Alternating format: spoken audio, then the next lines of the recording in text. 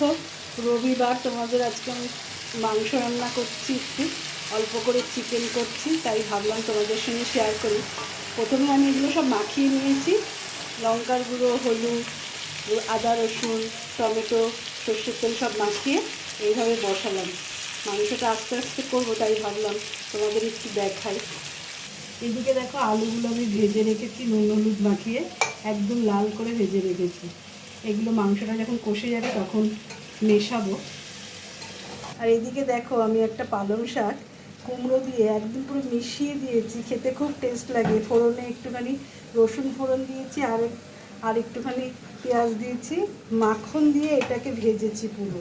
তোমরা একদম করে দেখো। আবার বলছি আমি কিভাবে করেছি। পালং শাকটাকে ভালো করে ধুয়ে নিয়েছি আর কুমড়োটাকে ছোটো ছোটো করে কেটে নিয়েছি। এরপর মাখন দিয়ে তার মধ্যে একটুখানি রসুন আর পেঁয়াজ ফোড়ন দিয়ে এটাকে ভালো করে নাড়তে নাড়তে একদম পুরো মিশে গেছে। তারপরে নামিয়ে নিয়েছি, ভীষণ টেস্ট লাগে, দেখো করে।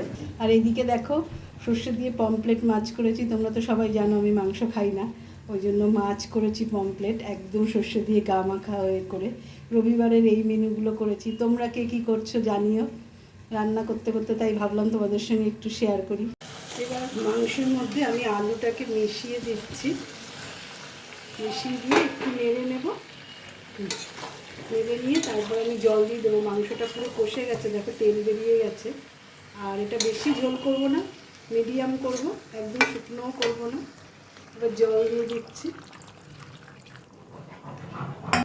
গরম জল দিয়েছি আমি এটা। এবার একটু ভালো করে নেড়ে তারপর ঢেকে দেবো। দেখো এতটুকুই জল দিয়েছি, চিকেনে তো বেশি জল লাগে না, যেন এক্সট্রা জল বেরোয়। এবার আমি ঢেকে দিচ্ছি।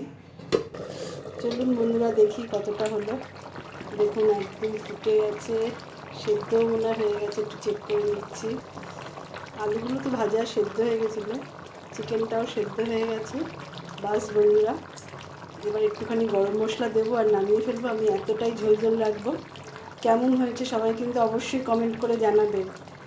আর সবাই ভালো থাকবেন, সুস্থ থাকবেন।